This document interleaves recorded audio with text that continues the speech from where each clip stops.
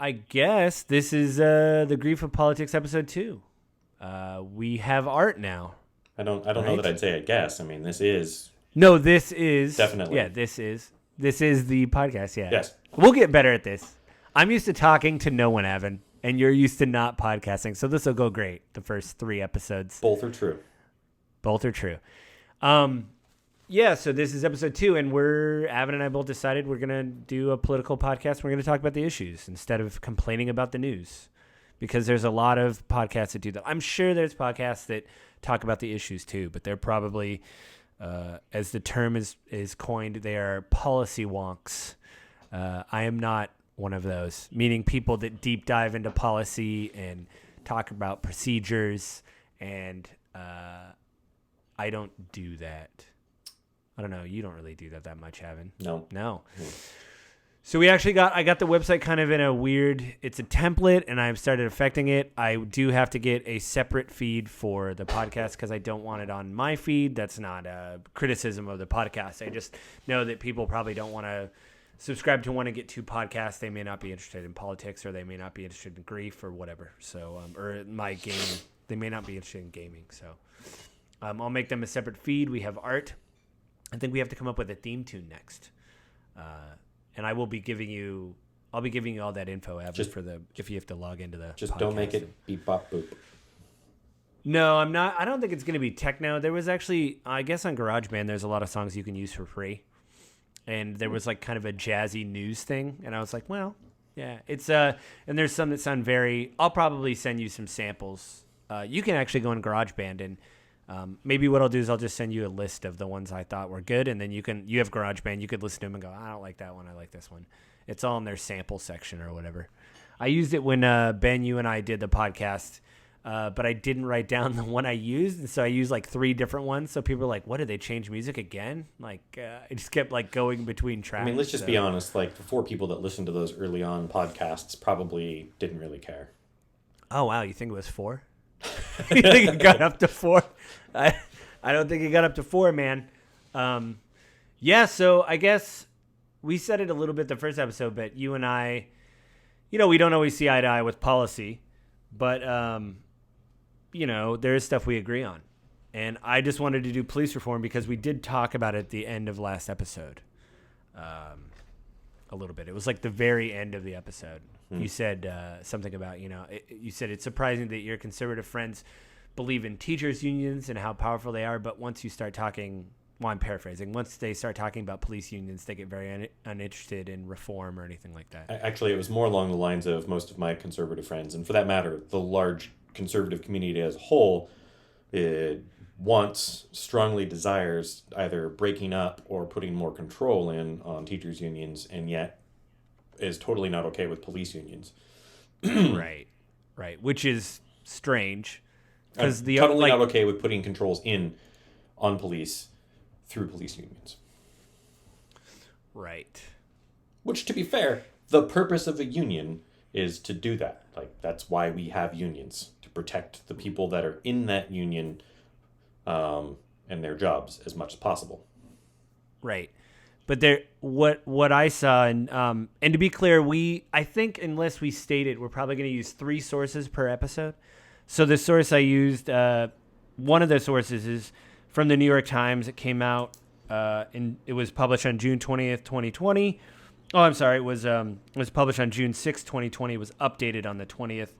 And it was called How Police Unions Became Such Powerful Opponents to Reform Efforts by Noam Schreiber and Farah Stockham, and with help with J. David Goodman.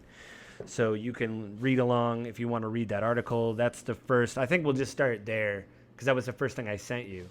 What was surprising about that article to you, if anything at all was surprising? Well, remember, I only listened to the podcast. I didn't read the articles. Oh, no. Okay, so I will paraphrase it a little bit. Basically, it said that, I mean, I'm not going to go over the whole article, but the idea was that every time some official, even some conservative officials, tried to make some kind of reform, the union would push back.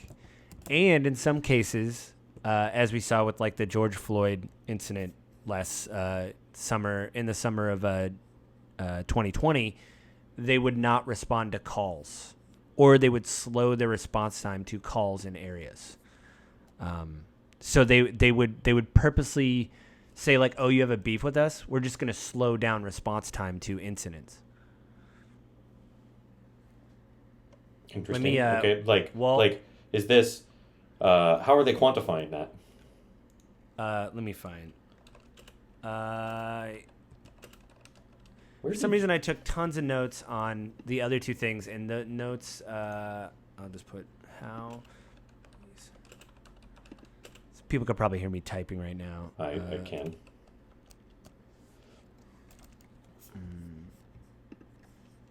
Let's see if it comes up. How?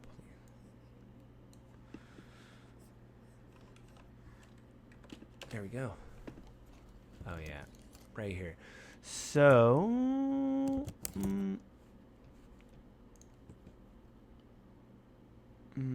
Where did you email me at? I don't have those. I know I got Hotmail? them. Oh, right. The one email I don't use. Oh, you use it? No, I thought I did Yahoo. I thought Should you have did it in too, but Yahoo. I'm not finding it there. Well, I did it directly from their site, because they have a link to share at their site. So I think. I mean. I might have just nuked it because I'd never read anything from the New York Times. No, I know I didn't. I just don't know where it's at in here.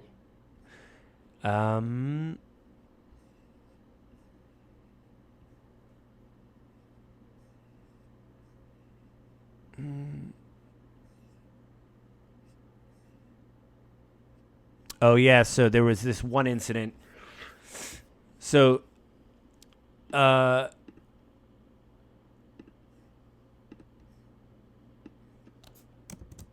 So remember during the George Floyd protests, there was an old man that was pushed down by police. It was on the news. Mm-hmm. The police were in riot gear. It says the president of the police union in Buffalo, and I'm reading from the article from the New York Times.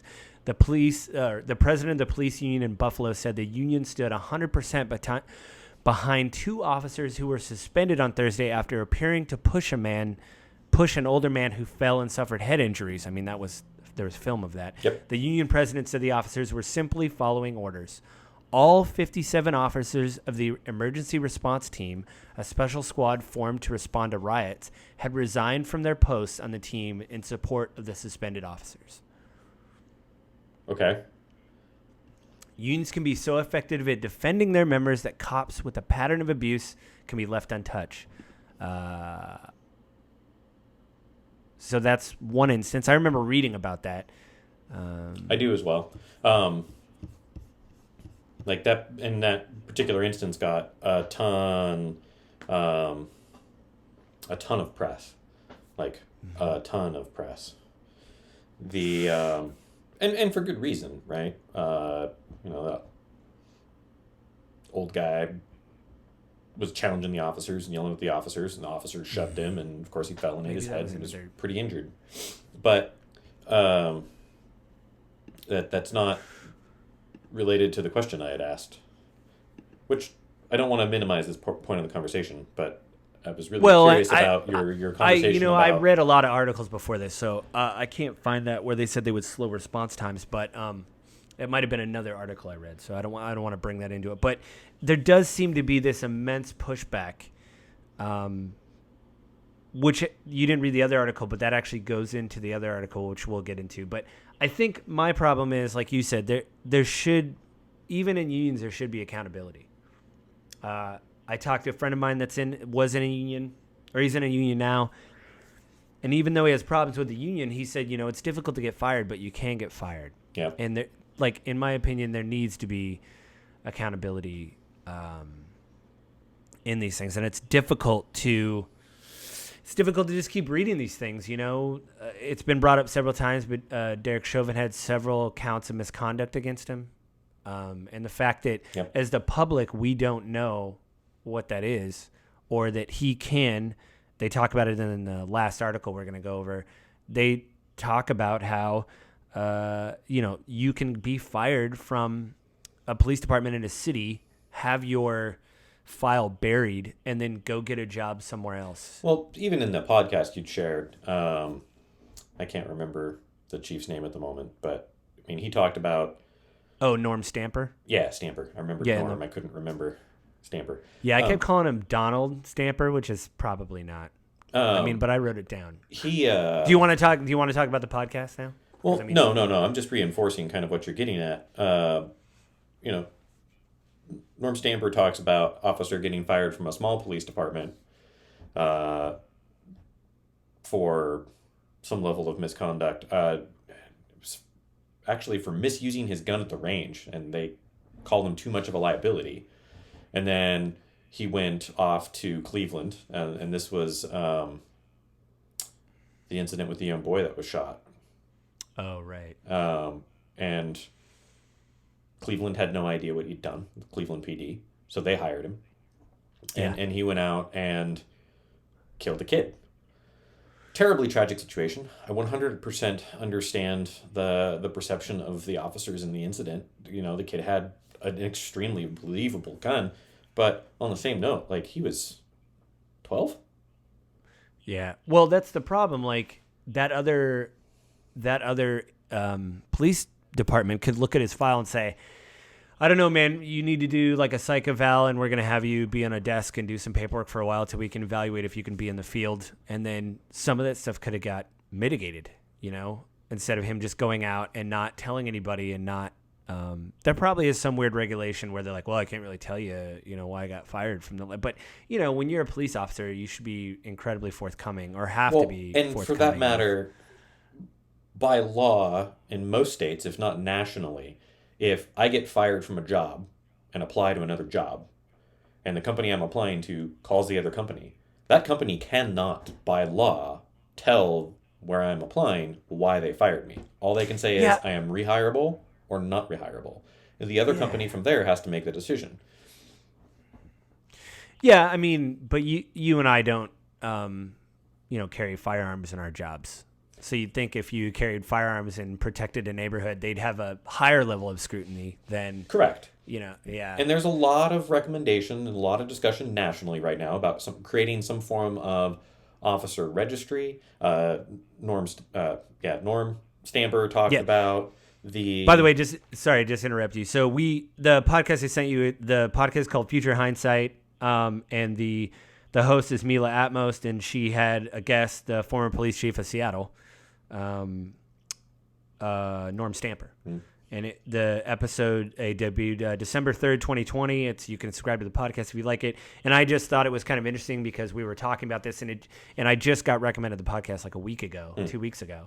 And then it just hit my feed that like, hey, they're talking to Norm Stamper. I was like, wow, how, because we're in Washington State. So it was like, oh, that's kind of kismet a little bit.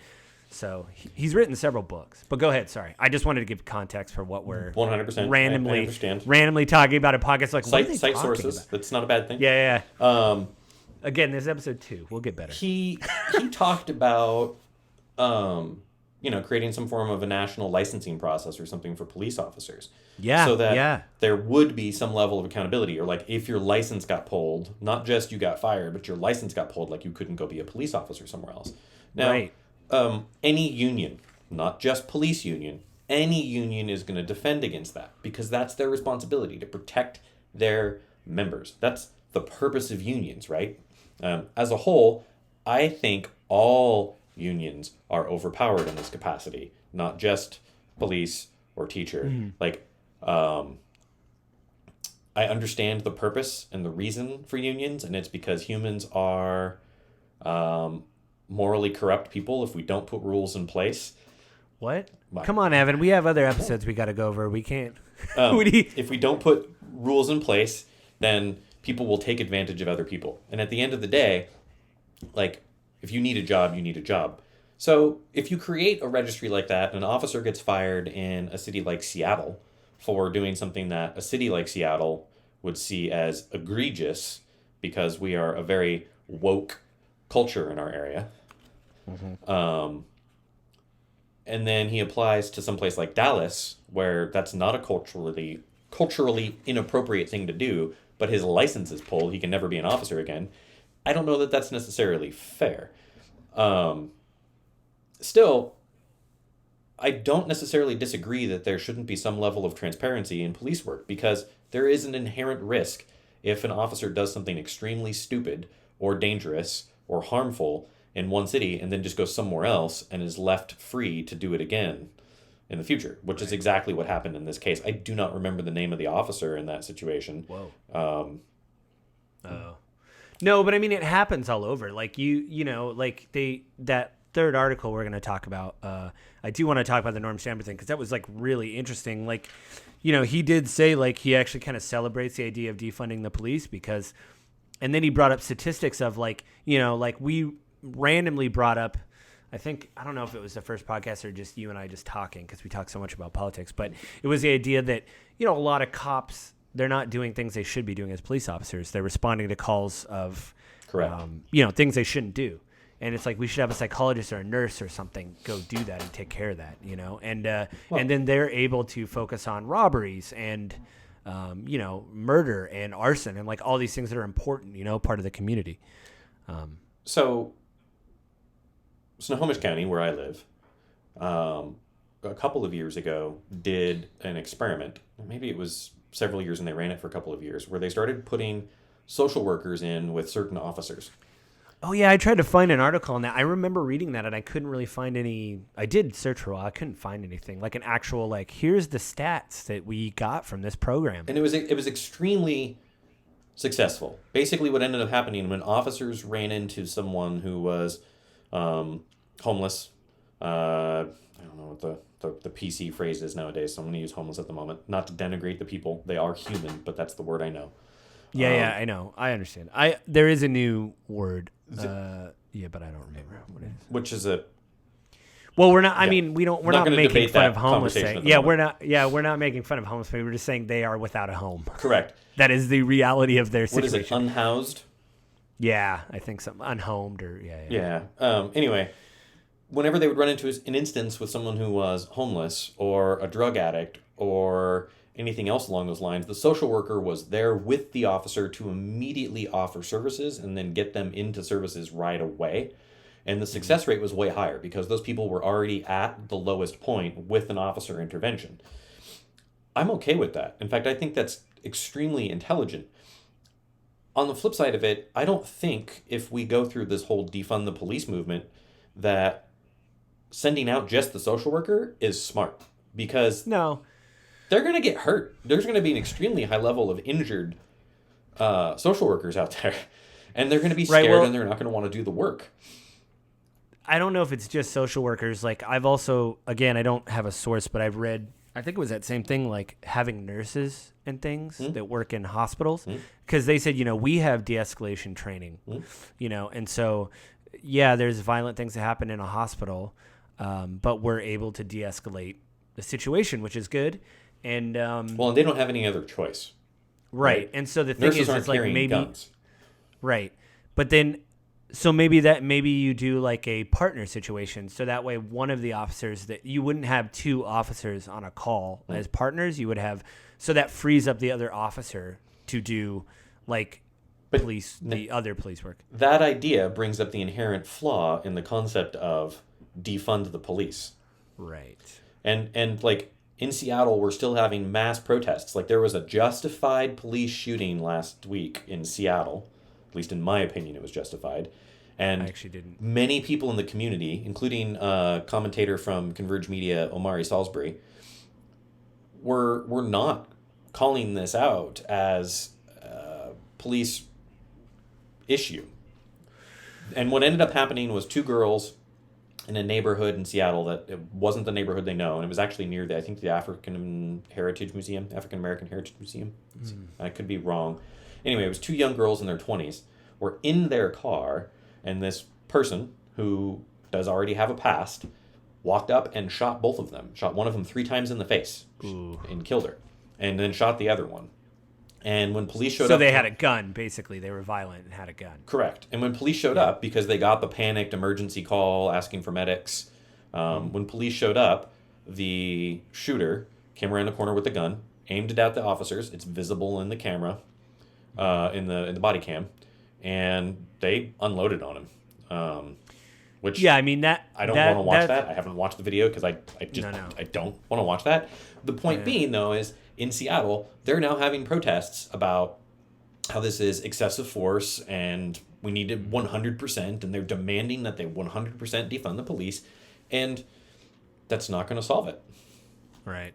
Well, it's the idea too that everybody is in a heightened state of alert, and everybody's talked about this, because of everything that's been going on. Now the police are in a heightened state of alert, and not to say that person shouldn't have been shot or taken out or whatever, but there is people on the left that would say, well, what about? I mean, I don't know if they had time. I don't know. I haven't watched a video either, but like, what about tasing and all this stuff? Like, what did you have to shoot him? But like it's been pointed out several times because of police training. You're trained to shoot to the ground, basically to shoot. You were trained to shoot to kill. Yeah, you're trained to shoot until they stop, literally moving. So that kind of stuff doesn't it doesn't upset me as much. And one thing I think it was interesting that I think that gets forgotten about all this is Norm Stamper said in the podcast, he said the police are the community and the community are the police. Mm-hmm. That they have to work together. Mm-hmm. And I think that gets lost in the shuffle, especially nowadays with all the protests we've seen and everything. It's more of an adversarial relationship, but as many people on the left have pointed out, there's this kind of like social contract that we all agree that like, okay, you're going to protect my neighborhood and stuff. You're not going to use excessive force. But then if you see people use excessive force, then it's like, okay, well, you've broken that contract and now I can no longer trust you and I'm not going to work with you to snitch, basically, because you haven't shown me a level of respect or anything like that. And again, I think, there's a lot, the Norm Stamper thing, I took tons of notes in, but there's a lot to unpack in that. Yeah, he said it was difficult to reform the police because, they're a product of the culture which they come from. And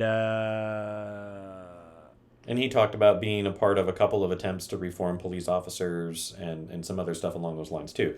And, a point he kind of made, but maybe I'm ad-libbing it a little bit, but it essentially, we talk about the militarization of police.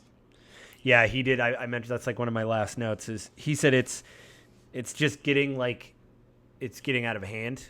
Well, and so what ends up happening is that one party escalates, the other party escalates, and then when one party escalates, then the next one has to escalate, and it continues to escalate back and forth, right? Criminal elements, police elements, and I 100% understand the police motivation to do it. Like they are doing a job. They're protecting their community. They want to go home to their wives and kids at the end of the night. So yeah, I disagree a little bit because it's a thing where I'm, again, not condoning riot or looting or anything like that. But imagine you're a rioter and a looter and you see an APC roll into town like in Ferguson with people you'd be like, what is happening? And then to me, and it's such a terrible thing. Like I brought up to you, it's kind of a source. Vice did a story on obviously the ongoing protests, and they went to Portland, and the reporter was African American, and there was a Black Lives Matter rally, and then it turned violent, and the police there were in Portland, and he was with an activist, and all the Black Lives Matter people were there, just using a bullhorn, talking about why they were there. They weren't violent, and then the cops came out, and then the protesters, not the Black Lives Matter people, but these Antifa protesters, started riling up the police. Then the police started shooting tear gas at the rioters, shooting them with rubber bullets. And the day afterwards, the reporter said, it seems to me that you guys are feeding each other. Correct. We've talked about that. And that ends up being the case. Inherently, if you're out protesting and an APC shows up and officers in body armor show up with shields, like there's this escalation of defensiveness. And that's natural. Yeah. It's human nature. It's fight or flight, right? Right. And so in this case, they're definitely moving into fight mode, even though the purpose of what the police are trying to do is put people into flight mode. And the more this escalates, the less rational we are.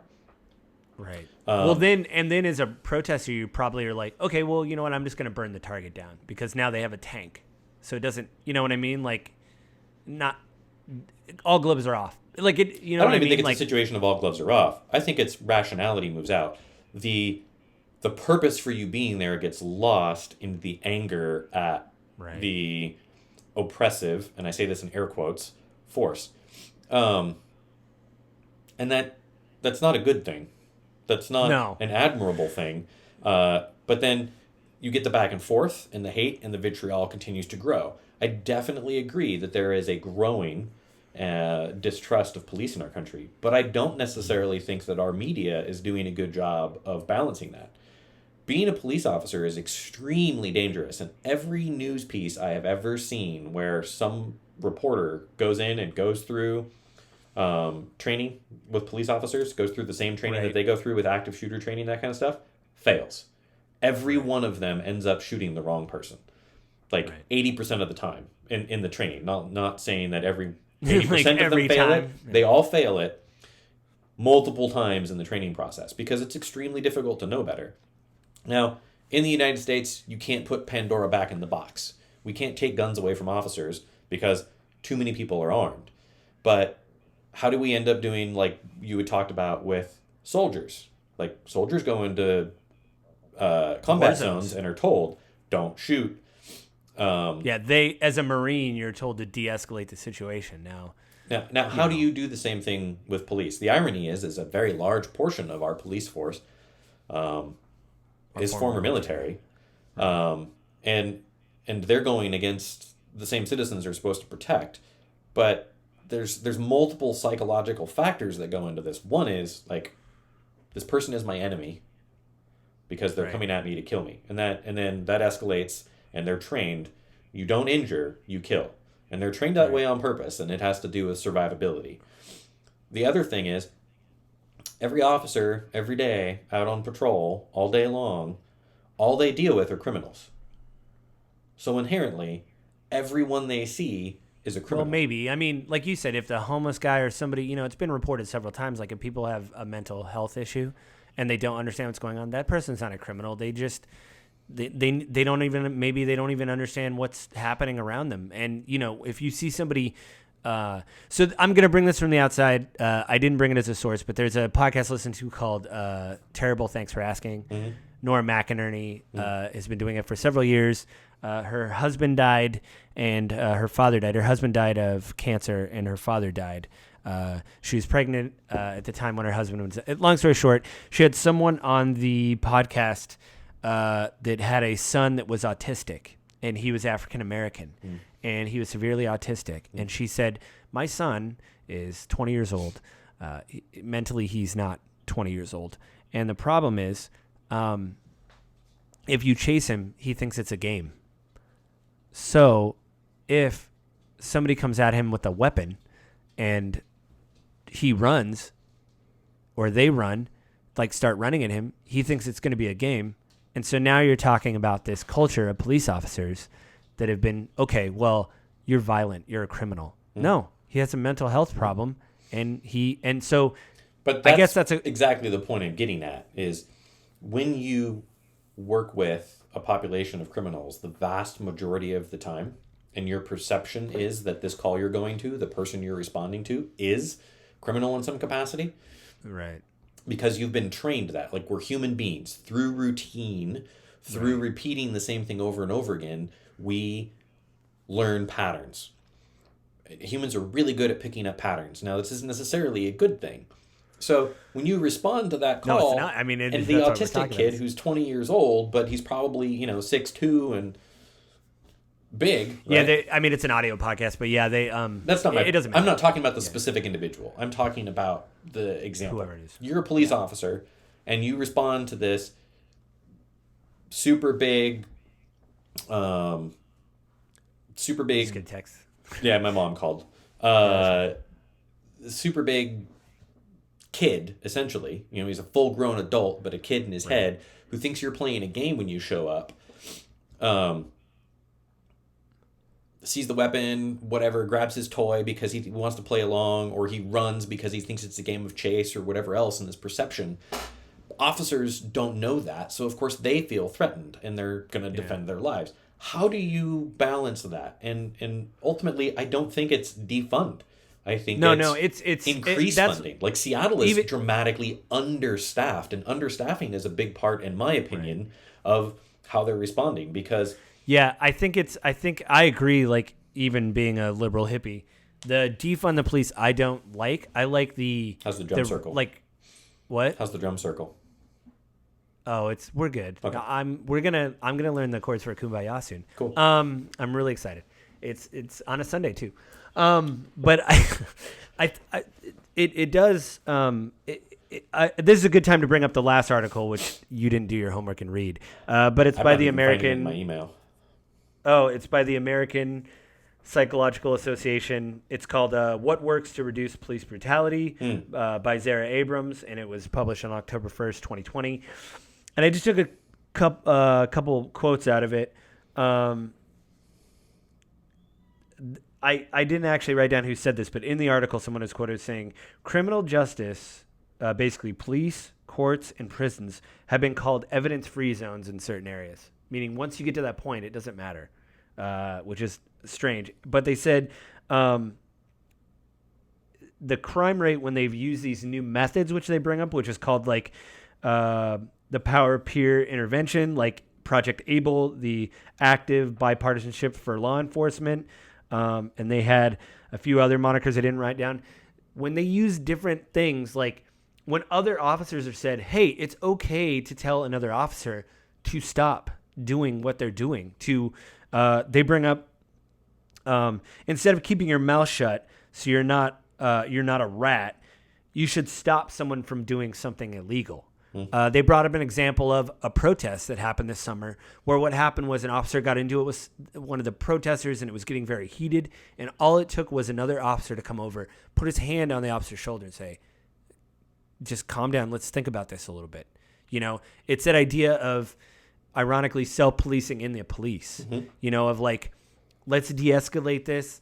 Let's talk this out. You know, let's and I think like common sense thing that should apply in all levels of society. Period. Like we should, the protesters should be doing this with each other as much as the police officers should be doing it, and it shouldn't be a questionable thing. Right, but that goes back to the thing of I do think defund the police is terrible. I think it should be their idea of defunding it is, I guess, is that you have failed us for whatever reason. I don't agree with that. I mean, but I'm white. So you failed us as a police, whatever. So we're taking your toys basically because, you know, go home. And I think this article is important because these are doctors saying when we work with officers, like you just brought up, they're trained that these people are criminals, but like we've brought up and read, not everybody is. Like maybe that germ of a seed in the beginning of you're just fighting criminals. That needs to change. And that also needs to go into, like we talked about in the beginning, about having psychologists or nurses or some kind of healthcare professional with the officer to say, this person is homeless. They have a knife. It's terrible. They're walking around a park, but like they're psychotic. They're not a criminal. They don't understand what's happening to them right now. They don't know they're in a park brandishing a knife. They think they're fighting demons or something. You know what I mean? But where's the balance, Joe? Here's my question. Like, one, I agree with you, and I think that's how it should be. I don't think we should be spending less on police. I think we should be spending more on police. People will say over and over, like, you keep trying to reform, we keep trying to retrain, and I don't think that's the case. I think putting social workers in with officers as partners is a brilliant idea, and we've seen dividends in it. Finding other ways to respond to things that don't require police officers, I think, is a great way to do it. Like sending people out to take a report because a store was broken into. Criminal's gone. Sending an officer isn't going to do you any good. Yeah. Sending a detective to do investigation work makes sense. Sending someone to take a report that is not an officer makes sense. Like we're piling too much on our police, which and that's even been brought up by the left of like, here's the dangerous things they actually respond to, which is several studies have been done, but it's like a third basically of what officers do is dangerous. The rest of it is paperwork, like you said, responding to an incident that the person's gone and they're taking a statement. It's like, what, you know, it is important work, but like, hey, there was a murder, you know, a mile away. I need to go look into that. Why am I here taking the statement on this store that got broken into and they just busted the windows out? And there's a balance in that. That I don't think as a society we have found because, you know, policing is becoming more expensive and departments are are short-staffed more and more and more the more we go. I mean, the irony of all of this going on in Seattle in particular, and the huge demands to defund the police in Seattle, is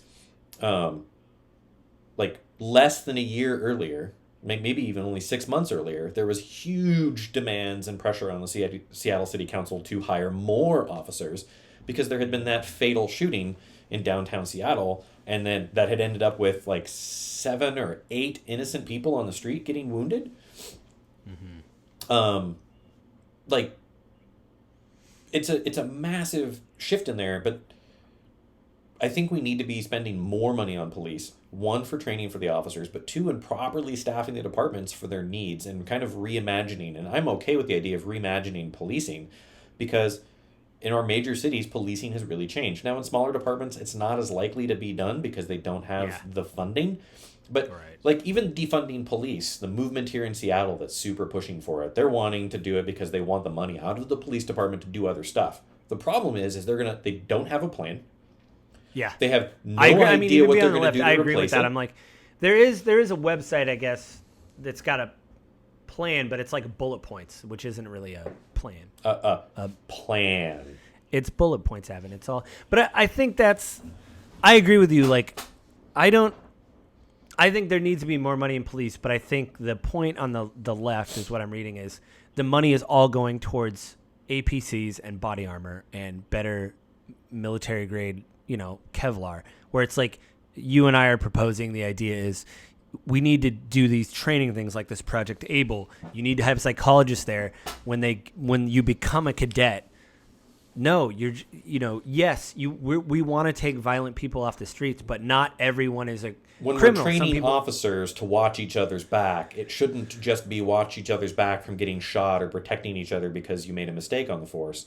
It should be preventing that guy from making the mistake when he gets so into the moment that he does something stupid. Like, we should be watching each other's back more than just not snitching on someone. You should be protecting each other's back to prevent the need from it. Like, George Floyd is a perfect example where if any one of those officers had walked over to shove him and put their hand on his shoulder and be like, dude, he's down. Get your knee off his neck. Like we've got him restrained. You can move your knee back. He isn't going anywhere anymore. Like, you don't need to keep restraining him. If any one of those officers had done that at any point in time, that whole thing never would have happened. Probably. But that's a cultural thing of. But the counterbalance too, I'm going to bring up here, Joe, is before I started my little explanation there, you brought up like a schizophrenic person running around a park with a knife. At what point does protecting the greater good of the community require that the officer uses deadly force for someone like that? Remember, I was attacked by a crazy person, by a schizophrenic person with a pair of scissors who was trying to kill me. Right. This happened in Lacey, in my car. Remember, the guy came up and like used the scissors like a punch knife? And like, I was in my car, thank God. The window did not shatter, or we would probably not be talking. Did police get there or whatever? And so I called the police. The police showed up, and all the officers, and 100% think they did the right thing. All the officers, I believe, if I'm remembering the scene correctly, there were 3 officers that walked up to this guy in the parking lot, guns drawn, pointed down. Yeah. All walked up to him carefully, and he literally turned around and put his hands behind his back. He didn't fight in any way, shape, or form. He was... Later on, when I talked to the officer who made the arrest, they called me up and asked me to do a report, and I talked to the guy about it. They said, yeah, he's most likely schizophrenic and probably off his medication. Well, yeah, I mean, that it's terrible, right? But, like, I don't know. I think, they did the right thing, right? That they had their guns down and all that. But I'm glad they were there because he was walking towards a grocery store. Well, no, I agree with everything you're saying. What I'm saying is, like, that should, like, they were probably talking like, hey, he's, keep your, like, it was because they had a level head and said, keep your guns down. He's not right. And to me, I'm just saying that should be the norm as opposed to, something we read about. Oh, because there was something in, I want to say Chicago or Philadelphia where a man was schizophrenic. It was on body cam footage. His parents several times said that he had mental health issues, and the officers shot him. So it's like your situation, but there was more officers, and that was in the middle of the George Floyd protest. Didn't he run out of the house and like charge the officers with a knife or with a weapon? I don't know if he had honestly, I don't remember if he had a weapon, but again, like, it was handled differently. Like your situation, they had their guns down, they told him, and he complied. But the parents of this other guy said, he has a hard time. He has mental health issues. He has a hard time realizing. So whatever that guy was off, he had a moment of clarity where he said, oh man, I'm going to get shot or whatever, and kind of stood down. This other person didn't. But that's my point, is in the beginning, instead of looking at everybody, yes, tell these officers in training, yes, you are going to be dealing with people that are violent, that don't know what's going on. They're probably committing a criminal act, but like I think it has to shoot down has to be the exception rather than the rule. And it seems like right now the rule is if you draw your gun, what about a taser? What I would beg to differ. I would say that because of media, because of cell phones, we're seeing way more of the incidents where officers are shooting than we have ever seen before. And I do think that we're probably finding instances or places where there is either a structural or a bias situation or whatever. Like, I think we're seeing this more than we've ever seen it before. I mean, you'll hear in black communities over and over again say, like, this is how it's always been. You guys are just now seeing it. On the flip side, though, I promise you, in the day-to-day policing in our country, the statistical likelihood that this is the norm is wrong. In 90% of cases, I would say what happened to me is probably the more likely resolution. We're only seeing the bad because that's all anyone cares to share. It goes back into the argument, though, of accountability, of like, okay, this is the exception rather than the rule, right? Like, we do get shot, but nothing is happening to these officers. They're still on the streets. They go to another department. They go to another city. And like we talked about in the beginning, you never hear about what happened. I actually didn't write it down when I want to bring it up. There is a place I want to tell people to go.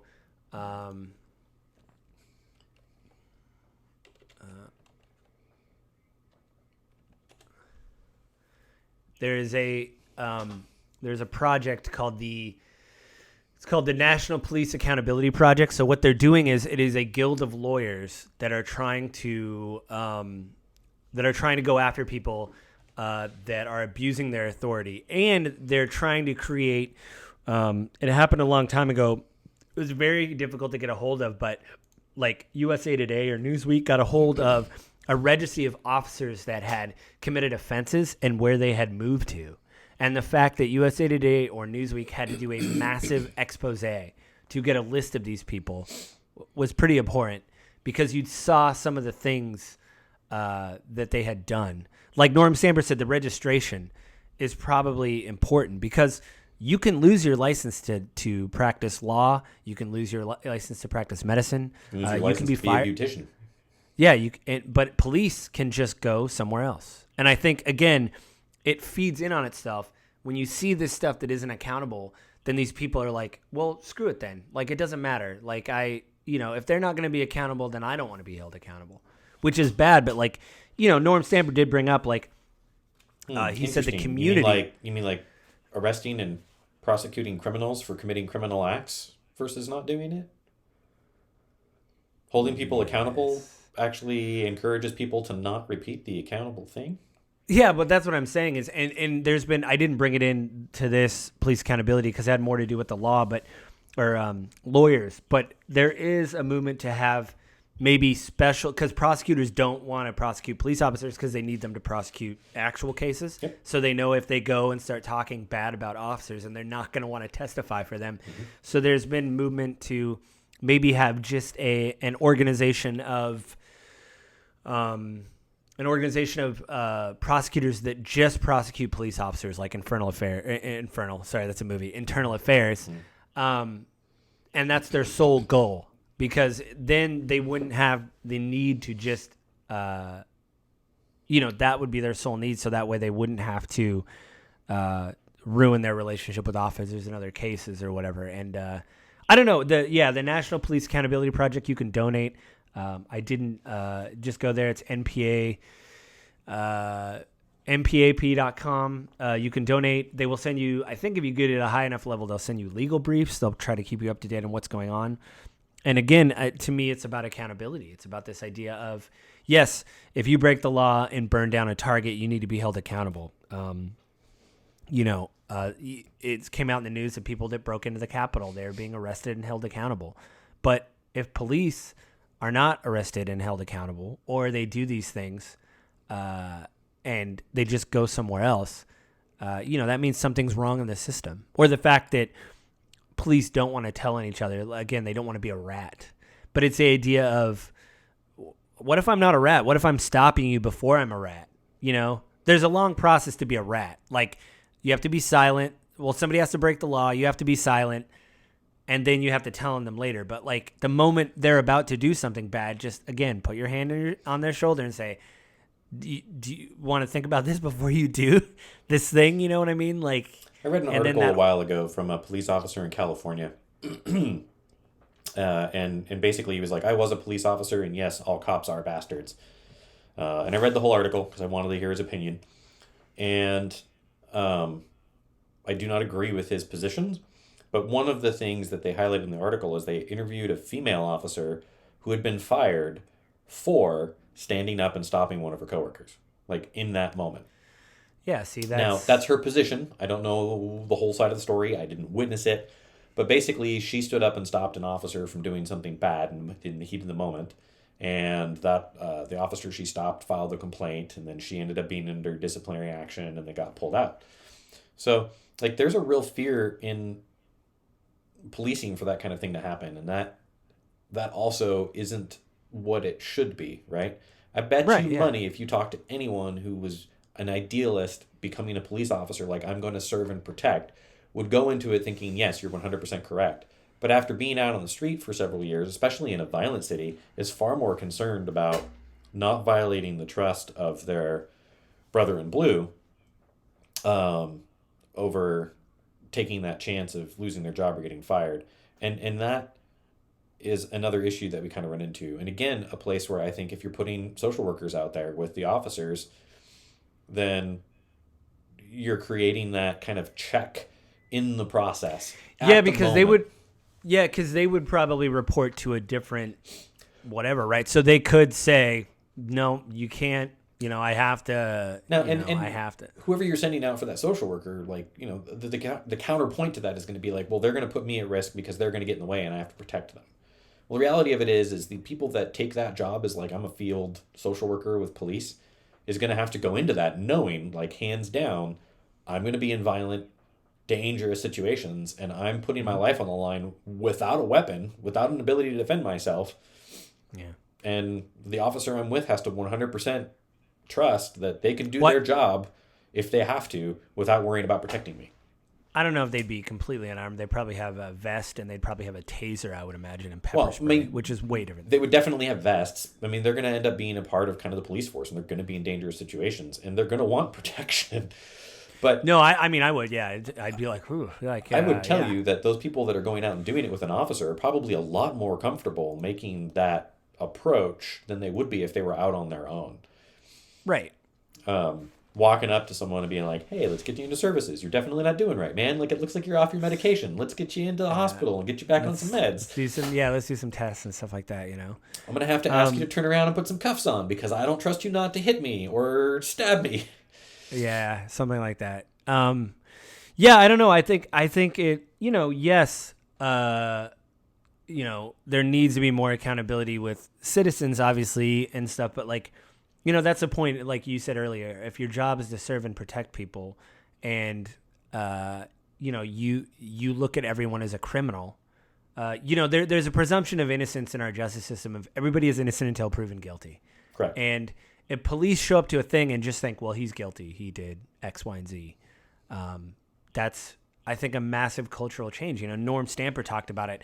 In the cafes after a bust or something, they wouldn't have these conversations. They wouldn't be like, man, was he off his meds? They're like, well, I don't know. He's in a body bag right now, you know. But that thing of like just them sitting around going, ugh. Again, I hate to beat a dead horse, but like, you know, when we talked about it in the first episode, I thought about it a lot about, especially now I had to take a break from conservative media because it was wearing on me. Just like I feel if you had to listen to some liberal media, you'd be like, come on, man. I will tell you, listening all the way through that Norm Stamper interview was difficult. Was it? It was only like 30 minutes or whatever. Oh, man. But like, yeah, the things he was saying were really grating. I listened to it. I listened to his viewpoint, but... Oh. I mean, he was he was completely in support. Like, I'm cheering on those asking for 50% defunding. Like, he was like, let's do it. And no, like, and the ramifications of defunding and not hiring police officers are rampant just here in the city where he was a police chief. Like, the violent crime and the things that are going on in Seattle right now are awful. And it's 100% directly related to this culture of, like, defund the police. It's don't just hold like, people accountable. If it's not a violent crime, don't put them in jail. Right now with COVID, I mean, that's part of it, but you're seeing all kinds of issues with it.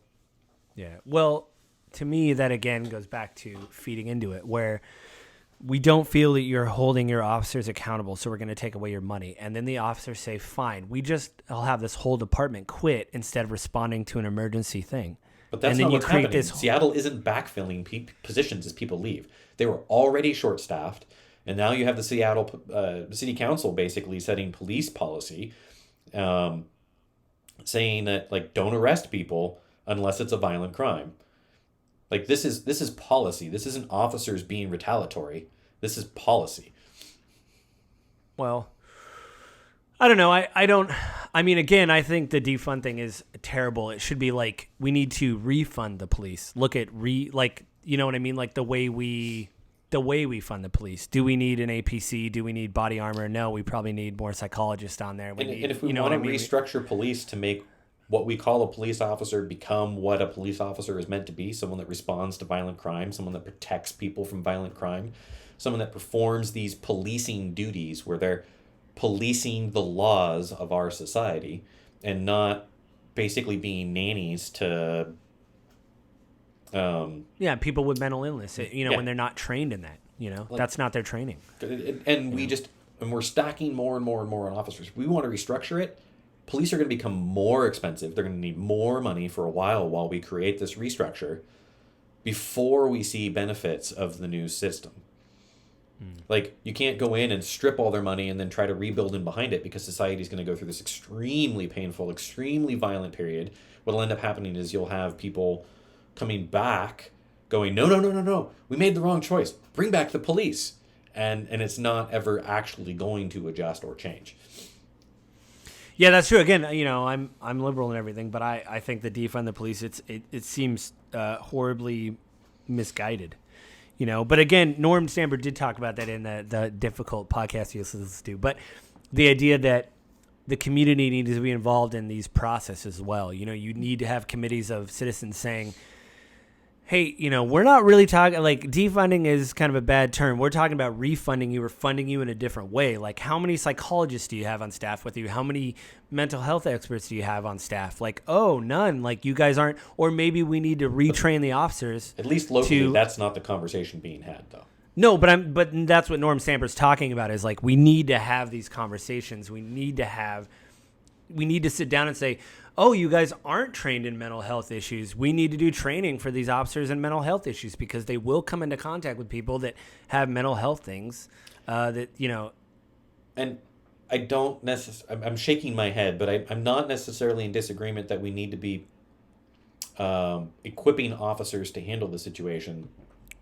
The thing is I think you're stacking training on top of training, on top of training, on top of training, and you're just asking too much from one person.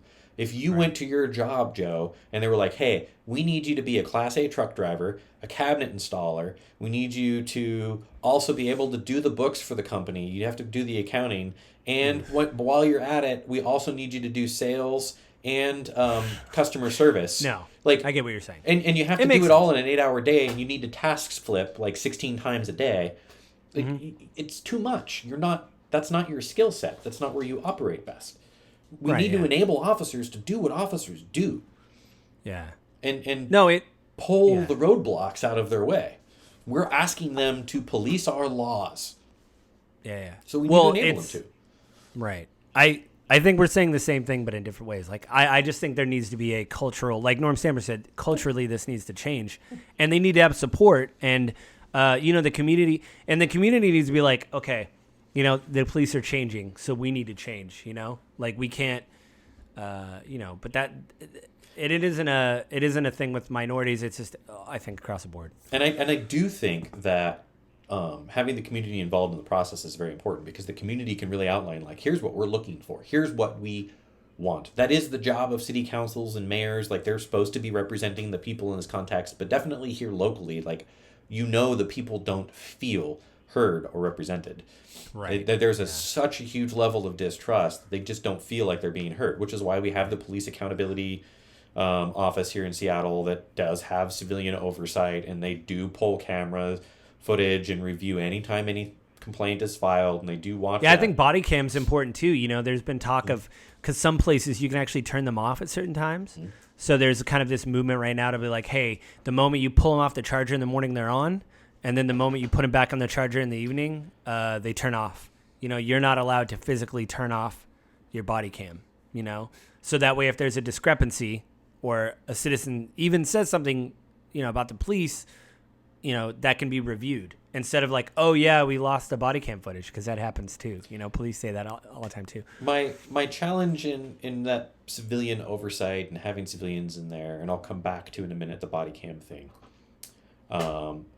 is that unless you have been a police officer, or unless you are a police officer, you don't know what they go through on a daily basis. You don't know the stresses they face. You don't know that constant, several times a day, is this going to be the violent situation? Is it not? When I pull someone over for running a red light, when they pull a plate and see that it's a stolen car and they walk up or try to run, like, is this going to be the situation where I don't go home?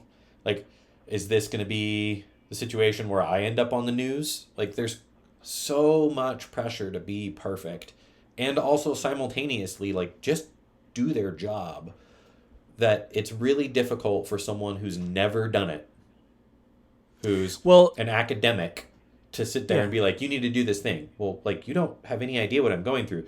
And so there's communication barriers that are going to be extremely difficult in that type of conversation to progress. Conversation has to be had, and it needs to be done. And I don't disagree that there needs to be some level of accountability if an officer does something horribly egregious. The thing with the body cams, I think, in my own personal opinion, I am surprised that there is pushback within police departments on body cams. Now, I don't know all of the reasoning. Like, I haven't gone in depth into the actual pushback, but for me, from a logical standpoint, like, I would want a body cam, imagining myself in that situation, because that body cam to me is like, no, here's the evidence. This is why I did what I did.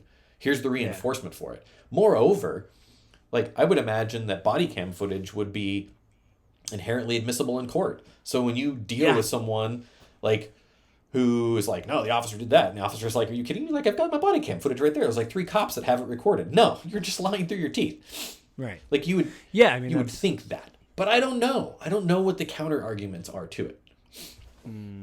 Yeah, I don't know either, but like you said, if you're on the up and up, if I think that most officers are on the up and up, they'd be like, yeah, like, I don't know, record me, sure. Like, I'm following procedure, I'm not using excessive force, I'm not, And then again, that goes into retraining. Hey, you did push this guy down, and he was already, had his hands behind his back. It's like, oh, combat fighter pilots all the time are constantly watching their gun footage, their flight footage when they go back to get better. Right. So even from a training perspective, body camera footage could be like, okay, like, we got lucky here, something bad didn't happen, but we would, what I would call in the logistics world when I did it, a near miss. This is a near miss. Let's use this as a training exercise. Officer Jimbo, I probably shouldn't use Jimbo, but Officer his Smith. First name's Jim. His first name is Jim, and his last name is Bo. Officer Smith, like, we've had this complaint Yes, you operated within the law, but we're really on the edge of it, or maybe we're in a gray area. In this situation, maybe we should do this or that. And pulling back out and kind of wargaming the situation a second time is a fantastic way to train. I'm 100% in support of the concept of body camera. I just don't know what I'm missing because I'm not there. Oh, yeah. And that, I think, for both of us is the one place that we do kind of have to agree. We're having this whole conversation, but at the end of the day, we're just average citizens looking in and have no idea. Yeah, what's but going on. we use police. Like, I don't like this argument at all. I'm going to disagree with you because I'm not a chef, but I've gone to a restaurant and been like, that's an amazing meal.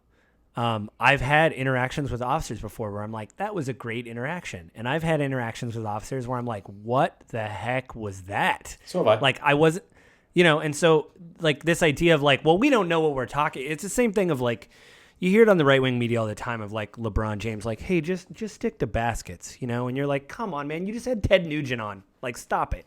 Like, but honestly, on the same note, Joe, using your chef analogy, if you have a disgusting meal at the kitchen, are you going to go back to the chef and be like, hey, here's what you did wrong? Or are you just going to go, this meal wasn't very delicious? No, I'm going to say that was a terrible meal. And if they ask me, they're going to be like, did you like it? I'm like, no, I didn't. Like, I'm going to be honest. And that's the conversation you have with, but like, when we're did you like having a our policing? conversation No. about setting policy, yeah, like, you're basically saying you know the recipe better than the chef does. No, I'm not saying, I didn't say that in my analogy. I said, did you like the pasta? No, I didn't like the pasta. Correct. No, I'm sorry. So we can give our opinion and give our insight, but it's not us at the end of the day who are really going to be able to make the decision. Like, but I'm not like happy we just George talked Floyd about it. died. I'm not happy Philando Castile died. I'm not happy that Tamir Rice died. Like, these are all terrible, terrible tragedies that never, ever should have happened. But on the flip side of it, like, I can sit in my armchair and espouse my theories all day long, but I don't think I have the right to set policy to fix it.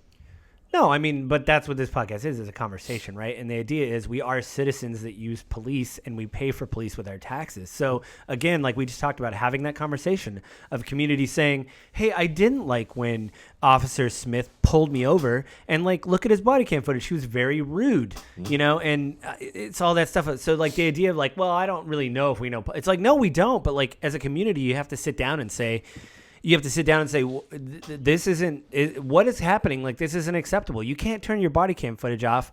How come we don't have footage of this arrest? Like, it's just, that's what we're doing. Like, do you want to end the podcast? It's only episode 2, Evan. What I'm saying is we're having conversations. I'm done. No, that's definitely not what I'm saying. The point that I'm making is that this, like, we can discuss the issue all day long, but I don't know that I'm the one that's qualified or you're the one that's qualified to set policy. Now, admitting, we're not sitting here trying to set policy. I think we're talking through the issue. This is a particularly extremely difficult thing to figure out. How do we solve this issue as a society? The conversation definitely needs to be had. How do you or I, how does the person listening to this podcast affect that? Now, I think the National Police Accountability thing is something that is a good resource for people. I actually really appreciate that you shared that. Well, yeah, I read about it a while ago, and I don't know if you can do digital contribution. It looks like you have to mail them a check. I got to check that again. Maybe I was on the wrong tab. But it's the idea that, like, it would, like, yeah, like you and I, we don't set policy, but we are citizens and we do use police. And so our input matters. If there was a town hall meeting that I could attend where they were like, hey, we're talking about police accountability, I would go there and just listen to people and say, this is what's going on. And like, I agree with this. I don't agree with that. This thing of like, well, you're not an expert. Well, like, that's part of what this podcast is about, we talked about at the end of the first episode, you didn't really know about the name of it, about the grief of politics, but like, especially after the Capitol attack, like there is grief in the fact that like you and I disagree on a lot of stuff. But there's grief in the fact that we saw what happened at the Capitol, and there's a percentage of people that believe so, like you and I talked about it last week, that we don't think the election was stolen. We think it was fair and square, but other people feel differently about it. And the fact that instead of everybody just sitting down and having a conversation going, yeah, I disagree with this, I agree with that, it turned violent, and there's grief in seeing that, and there's grief in these communities when you see the George Floyd incident, where you say, what are 3 other officers doing standing there where that one has his knee on the guy's neck for 8 minutes? and there's grief of these parents that have to go to these meetings and go, you shot my son. Like, and yeah, I'm not a cop, but like, you just killed my son, like it. So like, how do you get together as a community and talk about stuff like that? And like, again, we're citizens, it's our duty to vote and vote on policy and speak our minds, as long as we're not violent or saying things that are disrespectful to people. Like, we can have a civil discussion. Or inciting violence. What? No. What? I didn't really use fomenting a lot in my life until January 6th. And then after that, everybody used the word fomenting in the news. And I was like, I know what that is now. I didn't know what that was until the 6th. The point I'm making isn't necessarily that we shouldn't have this conversation.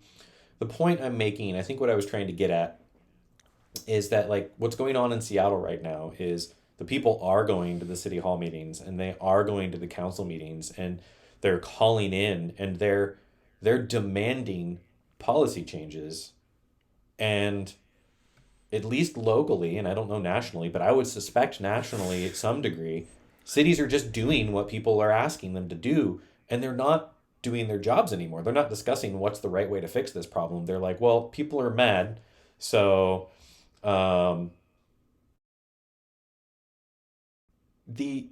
point I'm making is that these politicians that set policy in our cities are letting the rioters and the protesters dictate their policy decisions, and that's not right. Yeah, I mean, you're right. They are,